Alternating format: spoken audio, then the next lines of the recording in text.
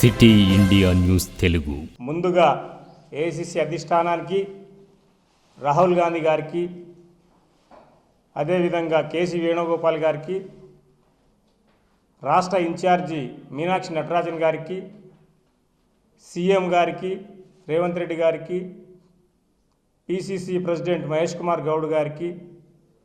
All India president Adivasi all India president Vikrant Bhuria గారికి, all India vice chairman Bellaiah Naik గారికి, PCC AICC CWC member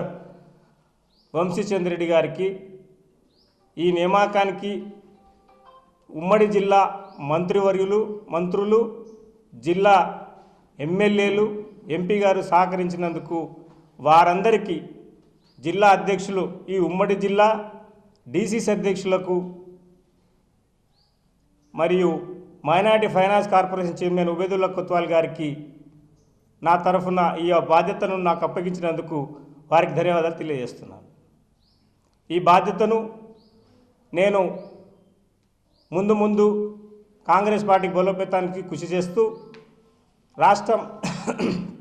రాష్ట్రంలో ఇంతకుముందు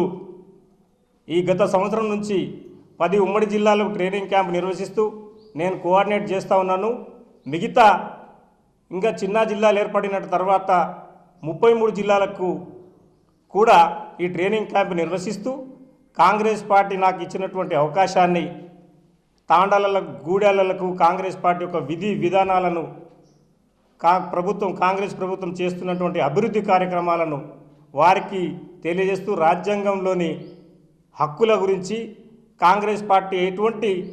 నిర్మాణం చేసింది ఈ దేశానికి, ఆదివాసులకు అనే విషయాన్ని తెలియజేస్తూ విస్తృతపరుస్తూ నీ అవకాశం ఇచ్చినందుకు కాంగ్రెస్ పార్టీకి నేను పెద్దలకు రుణపడి ఉంటానని తెలియజేస్తూ ముగిస్తున్నాను.